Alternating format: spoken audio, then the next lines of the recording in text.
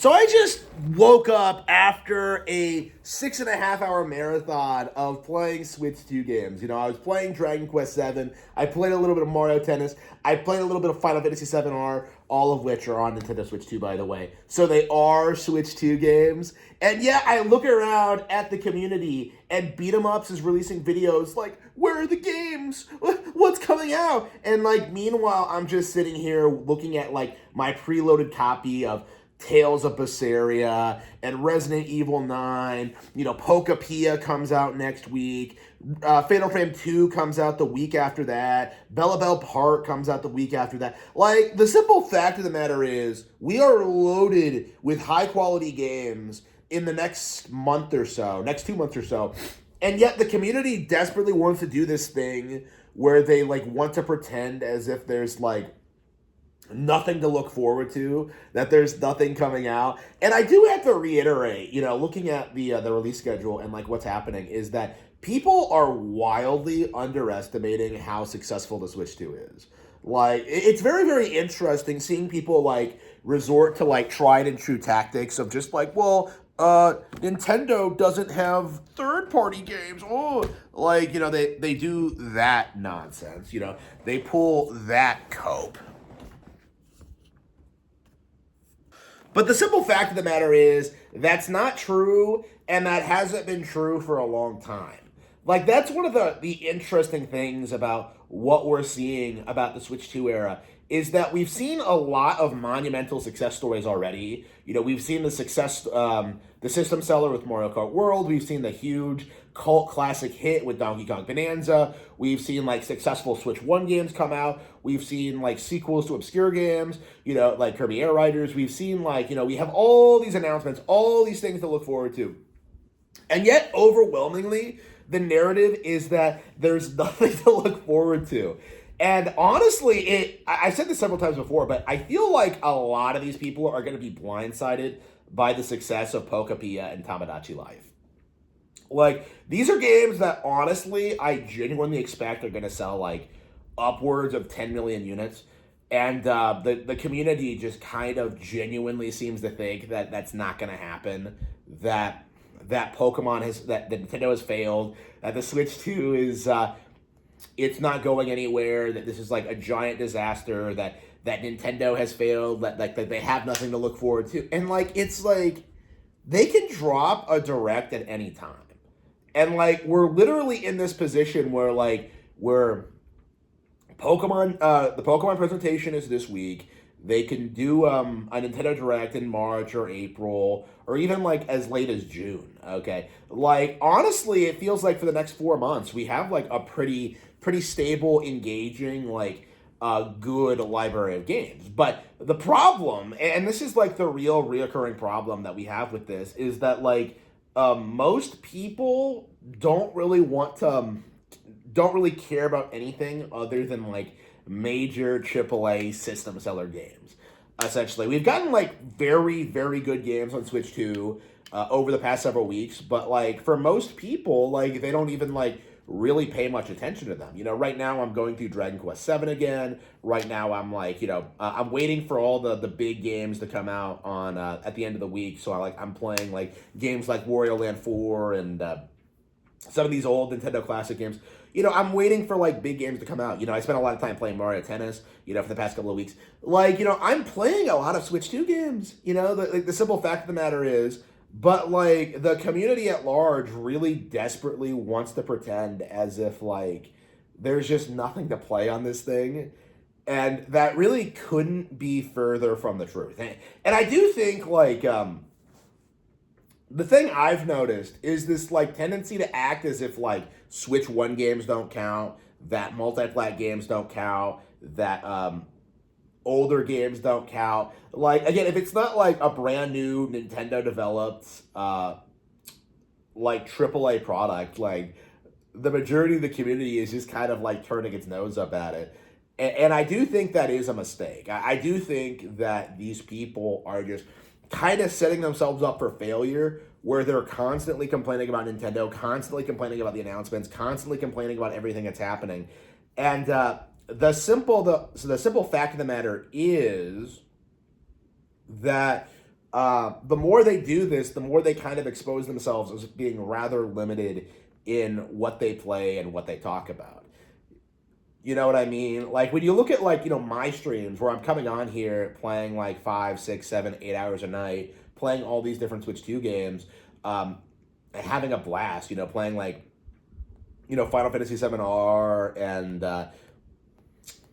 like Pokemon Legends ZA and stuff like that. Like again, when you look at like someone like me who has like plenty of games to play, and then you look at like everyone else, like what ends up happening is that the entire community just kind of like they just kind of rally and just try and push this narrative that like none of this is good, that I'm not interested in Pokemon, that I'm not interested in RPGs, that I'm not interested in like old games, quote unquote. I'm not interested in third party games, or if I am, I'm going to play them on like the real hardware, the PlayStation hardware, the big boy hardware, like you keep seeing people like make all these excuses and like just downplay the game and like the console, and like this is a strategy that I think is doomed to failure. Like it's very clear like how things are going to go from here. Seeing people do this because we saw this happen with Mario Sports. We're seeing this happen now with Pokemon. Like the more the community bitches and complains about certain Nintendo IPs, about certain games getting made and certain games getting produced and certain spin-off titles existing and like certain things, the company doing certain things, like the more and more like the stereotypes of these people become apparent.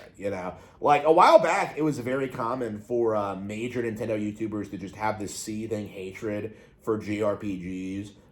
Like so many of these people like had this weird like hatred of Japanese media, even though Nintendo is a Japanese company. They would try and do this thing that like, well, actually classic Nintendo games are inspired by Western properties, and that's why they're so good, because actual Japanese stuff is really crappy and bad. Like, they would do that. Like, that's a mindset that's died down in recent years. It still exists. Scott DeWaz, the BitBlock, they 100% still, like, subscribe to that mentality, but, like, they can't really vocally speak out against it because it became such a stereotype, and that's kind of what we're seeing now. We're seeing like the Switch 2 stereotypes kind of establish themselves. The endless direct rumors, the bitching about stock prices, the failure to acknowledge like major upcoming products, the failure to acknowledge the viability of games like Pokapia, Metroid Prime 4, Pokemon Legends EA, or like Kirby Air Riders, right? Like every time they announce anything, like the narrative right now is that like, well, that's not going to sell systems, but they don't need to. Like the systems are already selling. They don't need system sellers right now. They need to pad out their library with like niche titles for specific demographics, and that's like 100% what they're doing. So I find it very, very odd how every single Nintendo release is just relentlessly attacked by the community. Mario Tennis is like the worst selling ever, according to these people. People are getting refunds for Xenoblade Chronicles X simply so they can like post about it on social media and spurg out about how Nintendo knows that they released a bad Switch 2 version of a game. Like, essentially what we're seeing is just the community like pulling out all the stops to downplay what Nintendo is doing, and it's not going to work. Like, eventually, at a certain point, like, all of this is going to implode, and the entire hate community around Nintendo is just going to embarrass themselves. And I think we're in the very early stages of that. These guys have spent the past, like, several months trying to say that there's nothing to play on this thing, that it's worthless, that it's a paperweight, that there's nothing to play on, like, there's nothing of value to be found here. And yet, meanwhile, it's this like rapidly, it's the fastest selling console ever. Everyone who owns one loves one. Like, there's just all these things to enjoy about the Switch 2. It is impossible to downplay the Switch 2 at this stage, and yet the community is still trying to do it. And I think long term, the consequences of this is that going forward, no one's going to listen to these personalities.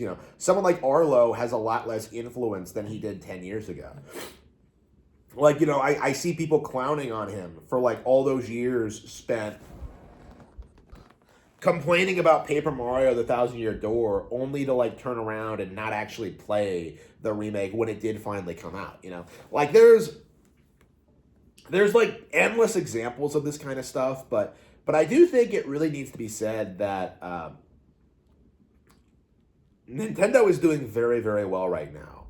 And honestly, like the whole attempts at downplaying them is just making the community look very, very silly.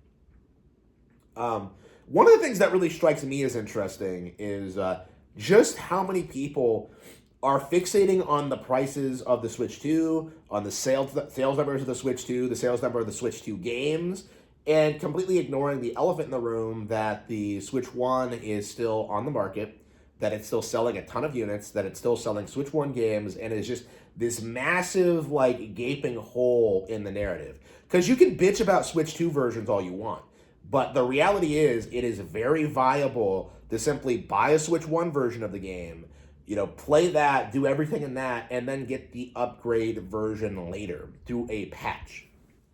You know, like that there's a huge discrepancy between like the narrative that Super Mario Party Jamboree plus TV Party didn't sell well. Look at these sales numbers. Look at how it's not moving units.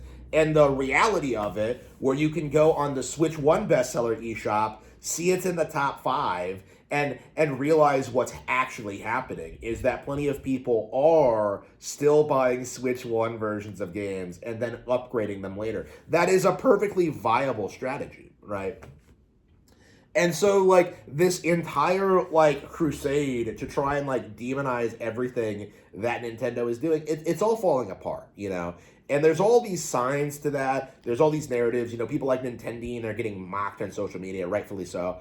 And it's only going to get worse from here. Like, at this stage, I really think all it's going to take is for the next Nintendo Direct to have some major announcements and, like, the entire cope just kind of collapses among itself. I remember what it was like in the beginning of the month, where you had people releasing these statements saying that Nintendo had to make major announcements now so they could, like, because they were running out of steam and they were having all these problems and people were losing their enthusiasm for it. But, like, it does need to be said that that was not true. Like, Nintendo's in a position where they can make major announcements whenever they want, and that's what we've been seeing over the past month, is that we've gotten Tamagotchi. We've gotten the Mario Galaxy movie trailer. We've gotten, like, the Pokemon presentation. You know, we got the third-party Direct. Like, we have all these things to look forward to out of Switch 2, and yet all anybody can do is complain about the elusive general Nintendo Direct, completely ignoring the reality that's in front of their faces, that Nintendo Switch 2 is winning.